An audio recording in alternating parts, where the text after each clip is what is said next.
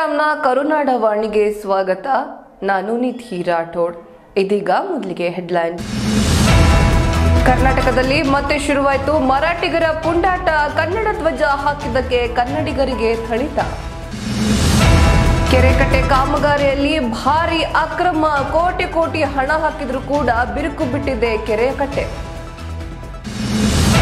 ಭ್ರೂಣ ಪತ್ತೆ ಅಂಶ ಮತ್ತೊಂದೆಡೆ ಪತ್ತೆ.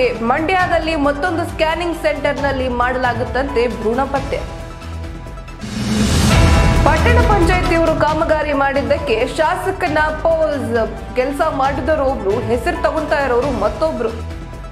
ಬನ್ನಿ ಇದೀಗ ಒಂದೊಂದಾಗಿ ಸುದ್ದಿಯನ್ನ ನೋಡ್ತಾ ಹೋಗೋಣ. ಮೊದಲನೇದಾಗಿ ಕರ್ನಾಟಕದಲ್ಲಿ ಮರಾಠಿಗರ ಪುಂಡಾಟ ಮತ್ತೆ ಶುರುವಾದಂತೆ ಕಾಣ್ತಾ ಇದೆ. ಚಿಕ್ಕೋಡಿಯ ಒಂದು ಭಾಗದಲ್ಲಿ ಕನ್ನಡಿಗನೊಬ್ಬ ಕರ್ನಾಟಕದ ಧ್ವಜವನ್ನ ಹಾಕಿದ್ದಕ್ಕೆ ಆತನನ್ನ ಥಳಿಸಲಾಗಿದೆ. ಮರಾಠಿಗರು ಆ ಕನ್ನಡಿಗನನ್ನ ಥಳಿಸಿದ್ದಕ್ಕೆ ಇದೀಗ ಭಾರಿ ಆಕ್ರೋಶ ವ್ಯಕ್ತವಾಗ್ತಾ ಇದೆ. ಹಾಗಾದ್ರೆ ಆ ಮರಾಠಿಗರು ಯಾರು? ಕನ್ನಡ ಧ್ವಜವನ್ನ ಹಾಕಿದ್ದಲ್ಲಿ ಯಾವ ಕಾರಣಕ್ಕಾಗಿ ಆತನನ್ನ ಥಳಿಸಲಾಯಿತು? ಇದೆಲ್ಲದರ ಡೀಟೇಲ್ಸ್ ಅನ್ನ ಕೊಡ್ತೀವಿ ಈ ವರದಿಯಲ್ಲಿ. ಕರ್ನಾಟಕದಲ್ಲಿಯೇ ಕನ್ನಡಿಗರ ಮೇಲೆ ದೌರ್ಜನ್ಯ ನಡೆದಿದೆ. ಕನ್ನಡ ಧ್ವಜ ಅಳವಡಿಸಿದ್ದಕ್ಕೆ ಕನ್ನಡಿಗ ಯುವಕರಿಗೆ ಮರಾಠ ಪುಂಡರು ಥಳಿಸಿರುವ ಘಟನೆಯೊಂದು ಗಡಿನಾಡು ಬೆಳಗಾವಿ ಜಿಲ್ಲೆಯ ಹುಕ್ಕೇರಿ ತಾಲೂಕಿನ ಅಂಕಲಿ ಗ್ರಾಮದಲ್ಲಿ ನಡೆದಿದೆ. ಗ್ರಾಮದಲ್ಲಿ ಶಿವಾಜಿ ಪುತ್ಥಳಿ ಬಳಿ ಅಳವಡಿಸಿದ್ದಂತಹ ಕನ್ನಡ ಧ್ವಜವನ್ನ ತೆರವು ಮಾಡುವ ವಿಚಾರಕ್ಕೆ ಗಲಾಟೆ ಉಂಟಾಗಿತ್ತು. ಅಳವಡಿಸಿದ್ದ ಧ್ವಜವನ್ನ ತೆರವು ಮಾಡುವಂತೆ ಮಹಾಪುಂಡರು ಕನ್ನಡಿಗರಿಗೆ ಥಳಿಸಿದ್ದಾರೆ. ಘಟನೆಗೆ ಸಂಬಂಧಿಸಿದಂತೆ ಕೆಲ ಮರಾಠ ಸಮುದಾಯದವರು ಕನ್ನಡಿಗರ ಮೇಲೆ ಹಲ್ಲೆ ಮಾಡುವ ವಿಡಿಯೋ ಸೋಷಿಯಲ್ ಮೀಡಿಯಾದಲ್ಲಿ ಹರಿದಾಡುತ್ತಿದೆ. ವಿಡಿಯೋ ಬೆಳಕಿಗೆ ಬರುತ್ತಿದ್ದಂತೆ ಪೊಲೀಸರು ಎಚ್ಚೆತ್ತುಕೊಂಡಿದ್ದು ಈ ಬಗ್ಗೆ 5 ಮಹಾಪುಂಡರ ವಿರುದ್ಧ ಸಂಕೇಶ್ವರ ಪೊಲೀಸ್ ಠಾಣೆಯಲ್ಲಿ ಪ್ರಕರಣ ಕೂಡ ದಾಖಲಾಗಿದೆ. ಇನ್ನು ಪ್ರಕರಣಕ್ಕೆ ಸಂಬಂಧಿಸಿದಂತೆ ಓರ್ವನನ್ನ ಖಾಕಿ ಪಡೆ ವಶಕ್ಕೆ ಪಡೆದುಕೊಂಡಿದ್ದು ಉಳಿದ 4 ಪರಾರಿಯಾಗಿದ್ದಾರೆ. ಕೋಟಿ ಹಣ ಸುರಿದು ಕಾಮಗಾರಿಯನ್ನ ಮಾಡಿರಲಾಗುತ್ತೆ, ಅಂದ್ರೆ ಒಂದು ಕೆರೆಯನ್ನ ನಿರ್ಮಿಸಲಾಗುತ್ತೆ. ಆದ್ರೆ ಇದೀಗ ಜನ ಭಯದ ವಾತಾವರಣದಲ್ಲಿ ಬದುಕ್ತಾ ಇದ್ದಾರೆ. ಅಂದ್ರೆ ಆ ಕೆರೆ ಏನ್ ಕಟ್ಟಿರ್ತಾರೆ ಆ ಗ್ರಾಮದ ಜನ ಭಯದ ವಾತಾವರಣದಲ್ಲಿ ಬದುಕ್ತಾ ಇದ್ದಾರೆ. ಕೆರೆ ಸಂಪೂರ್ಣವಾಗಿ ತುಂಬಿದ್ದು ಈಗ ಆ ಕೆರೆಯ ಅಸಲಿಯತ್ತು ಆಚೆ ಬರ್ತಾ ಇದೆ. ಕೆರೆ ಕಟ್ಟೆ ಬಿರುಕು ಬಿಟ್ಕೊಂಡಿದೆ. ಯಾವ ಸಮಯದಲ್ಲಿ ಒಡೆದು ಗ್ರಾಮದಲ್ಲೆಲ್ಲ ನೀರು ನುಗ್ಗುತ್ತೋ ಅನ್ನುವಂತಹ ಭಯದಲ್ಲಿ ಜನ ಓಡಾಡುವಂತಹ ಪರಿಸ್ಥಿತಿ ಎದುರಾಗಿದೆ. ಹಾಗಾದ್ರೆ ಆ ಕೆರೆ ಯಾವುದು, ಯಾವ ಗ್ರಾಮದಲ್ಲಿದೆ, ಯಾವ ಆಡಳಿತದಲ್ಲಿ ಆ ಕೆರೆಯನ್ನ ನಿರ್ಮಿಸಲಾಗಿತ್ತು, ಇದಕ್ಕೆಲ್ಲ ಯಾರು ಹೊಣೆ? ನೋಡೋಣ ಏನ್ ಹೇಳುತ್ತೆ ಈ ವರದಿ ಅಂತ. ಕೊಪ್ಪಳ ಜಿಲ್ಲೆಯ ಯಲಬುರ್ಗಾ ತಾಲೂಕಿನ ತರಳಕಟ್ಟಿ ಗ್ರಾಮದಲ್ಲಿ ಕೆರೆ ಕಾಮಗಾರಿಯಲ್ಲಿ ಲೂಟಿ ಆರೋಪ ಕೇಳಿ ಬಂದಿದೆ. ಕೋಟಿ ರೂಪಾಯಿ ಖರ್ಚು ಮಾಡಿ ಕೆರೆ ಕಟ್ಟೆ ನಿರ್ಮಾಣ ಮಾಡಲಾಗಿದೆ. ಆದರೆ ಕೆರೆ ತುಂಬುತ್ತಿದ್ದಂತೆಯೇ ಕಾಮಗಾರಿಯ ಅಸಲಿ ಬಣ್ಣ ಬಯಲಾಗುತ್ತಿದೆ. ಸದ್ಯ ಕೆರೆ ಕಟ್ಟೆ ಬಿರುಕು ಬಿಟ್ಟಿದ್ದು ಗ್ರಾಮಸ್ಥರು ಆತಂಕಕ್ಕೆ ಒಳಗಾಗಿದ್ದಾರೆ. ವರ್ಷದ ಹಿಂದಷ್ಟೇ 1,90,00,000 ರೂಪಾಯಿ ವೆಚ್ಚದಲ್ಲಿ ಕೆರೆ ಕಟ್ಟೆ ನಿರ್ಮಾಣ ಮಾಡಲಾಗಿತ್ತು. ಸಣ್ಣ ನೀರಾವರಿ ಇಲಾಖೆಯಿಂದ ಕೆರೆ ಕಟ್ಟೆ ನಿರ್ಮಾಣ ಮಾಡಲಾಗಿತ್ತು. ಕಳಪೆ ಕಾಮಗಾರಿಯಿಂದಾಗಿ ಕೆರೆ ದಂಡೆ ಒಡೆದು ಹೋಗುವ ಸ್ಥಿತಿಯಲ್ಲಿದೆ. ಕೆರೆ ಕಟ್ಟೆಯ ಹಲವೆಡೆ ಬಿರುಕು ಕಾಣಿಸಿದ್ದು ನೀರು ಸೋರಿ ಹೋಗುತ್ತಿದೆ. ಇದೀಗ ಸರಿಯಾಗಿ ಕಾಮಗಾರಿ ಮಾಡದೆ ಹಣ ನುಂಗಿ ಹಾಕಿರೋ ಆರೋಪ ಸಣ್ಣ ನೀರಾವರಿ ಇಲಾಖೆಯ ಮೇಲೆ ಕೇಳಿ ಬಂದಿದೆ. ತರಳಕಟ್ಟಿ ಗ್ರಾಮದಲ್ಲಿ 110 ಎಕರೆ ವಿಸ್ತೀರ್ಣದಲ್ಲಿ ಕೆರೆ ಇದ್ದು ಪ್ರತಿನಿತ್ಯ ಅಪಾರ ಪ್ರಮಾಣದ ನೀರು ಪೋಲಾಗುತ್ತಿದೆ. ಕೆರೆಗೆ ನೀರು ತುಂಬಿಸುವ ಯೋಜನೆಯಲ್ಲಿ ಇದೀಗ ನೀರು ತುಂಬಿಸಲಾಗುತ್ತಿದೆ. ಆಲಮಟ್ಟಿ ಜಲಾಶಯದಿಂದ ನೀರು ತುಂಬಿಸಲಾಗುತ್ತಿದೆ. ಇದೀಗ ಕೆರೆ ತುಂಬಿದ್ದರೂ ಗ್ರಾಮದ ಜನರಿಗೆ ಆತಂಕ ಎದುರಾಗಿದೆ. ಕಳಪೆ ಕಾಮಗಾರಿ ಮಾಡಿದವರ ವಿರುದ್ಧ ಕ್ರಮಕ್ಕೆ ಗ್ರಾಮಸ್ಥರು ಆಗ್ರಹಿಸುತ್ತಿದ್ದಾರೆ. ರಾಜ್ಯದಲ್ಲಿ ಭ್ರೂಣ ಲಿಂಗವನ್ನ ಪತ್ತೆ ಮಾಡಿ ಅಬಾರ್ಷನ್ ಮಾಡಿಸುವಂಥದ್ದು ಅಥವಾ ಬೇರೆ ರೀತಿಯಾಗಿ ಅದನ್ನ ಬಳಸ್ಕೊಳ್ಳುವಂಥದ್ದು ಅಕ್ರಮ ನಡೆಸ್ತಾ ಇರುವಂತಹ ಸುದ್ದಿ ಈ ಹಿಂದೆ ಕೂಡ ನಾವು ಕೇಳಿದ್ವಿ.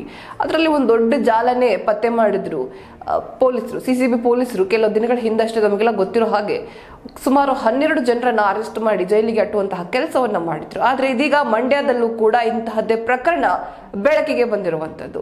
ಹಾಗಾದ್ರೆ ಯಾವ ಸ್ಕ್ಯಾನಿಂಗ್ ಸೆಂಟರ್ ಅಲ್ಲಿ ಈ ಕೆಲಸ ನಡೀತಾ ಇದೆ, ಯಾವ ರೂವಾರಿಯೊಂದಿಗೆ ಈ ಒಂದು ಕಾರ್ಯ ನಡೀತಾ ಇರುವಂತದ್ದು, ಜೊತೆಗೆ ಕಾನೂನು ಬಾಹಿರವಾಗಿದ್ರು ಕೂಡ ಈ ಕೃತ್ಯದಲ್ಲಿ ಇಷ್ಟೊಂದು ಜನ ತೊಡಕೊಳ್ತಾ ಇರೋದು ಯಾಕೆ? ನೋಡೋಣ. ಭ್ರೂಣಲಿಂಗ ಪತ್ತೆ ಹಾಗೂ ಹತ್ಯೆ ಪ್ರಕರಣಕ್ಕೆ ಸಂಬಂಧಿಸಿದಂತೆ ತನಿಖೆ ಹಾಗೂ ತಪಾಸಣೆಯನ್ನ ಅಧಿಕಾರಿಗಳು ತೀವ್ರಗೊಳಿಸಿದ್ದು ಒಂದೊಂದೇ ಕರ್ಮಕಾಂಡ ಬಯಲಿಗೆ ಎಳೆಯುತ್ತಿದ್ದಾರೆ. ಈ ಮಧ್ಯೆ ಮಂಡ್ಯದಲ್ಲಿ ಆಲೆ ಮನೆಯಲ್ಲಿ ಮಾತ್ರವಲ್ಲದೆ ಸ್ಕ್ಯಾನಿಂಗ್ ಸೆಂಟರ್ಗಳಲ್ಲೂ ಕೂಡ ಭ್ರೂಣಲಿಂಗ ಪತ್ತೆ ಹಚ್ಚುವ ಕೃತ್ಯ ನಡೆಯುತ್ತಿತ್ತ ಎಂಬ ಅನುಮಾನ ಅಧಿಕಾರಿಗಳಿಗೆ ವ್ಯಕ್ತವಾಗಿದೆ. ತಪಾಸಣೆ ವೇಳೆ ಅಂತಹ ಅನುಮಾನಾಸ್ಪದವಾದಂತಹ ಚಟುವಟಿಕೆಗಳು ಕಂಡುಬಂದಿವೆ.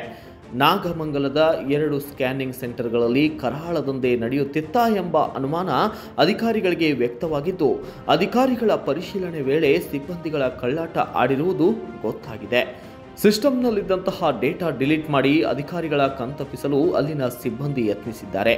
ಆಫೀಸರ್ಸ್ ಭೇಟಿ ನೀಡಿದ ವೇಳೆ ಸ್ಕ್ಯಾನಿಂಗ್ ಸೆಂಟರ್ಗಳ ಸಿಬ್ಬಂದಿ ಸಮರ್ಪಕ ದಾಖಲೆ ನೀಡಿಲ್ಲ. ಹೀಗಾಗಿ ಅಧಿಕಾರಿಗಳು ಸಿಸ್ಟಮ್ ಪರಿಶೀಲನೆ ನಡೆಸಿದ್ದಾರೆ.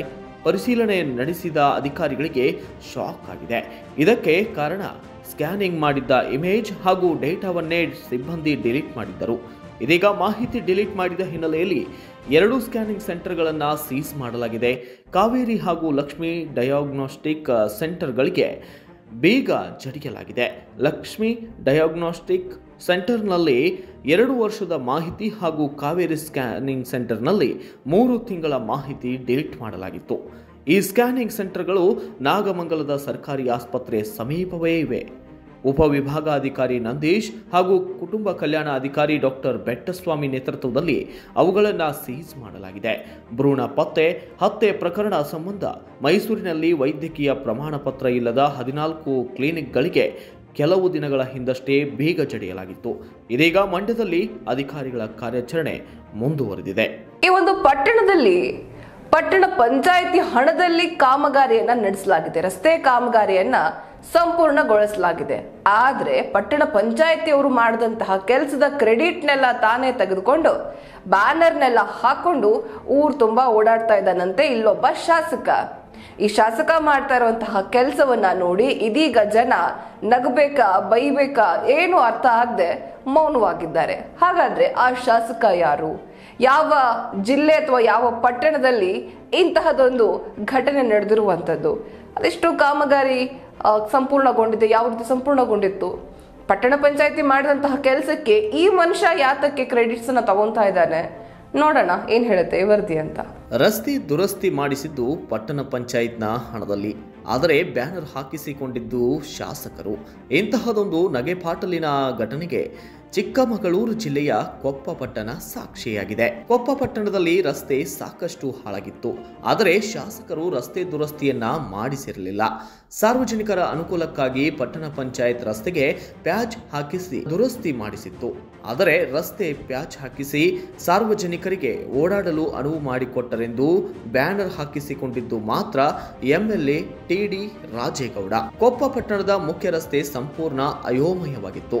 ಟಿ.ಡಿ. ರಾಜೇಗೌಡ 2018ರಲ್ಲಿ ಶಾಸಕರಾಗಿ ಆಯ್ಕೆಯಾದ ಬಳಿಕ ಶಾಸಕರು ರಸ್ತೆ ದುರಸ್ತಿ ಮಾಡಿಸಿದ್ದರು.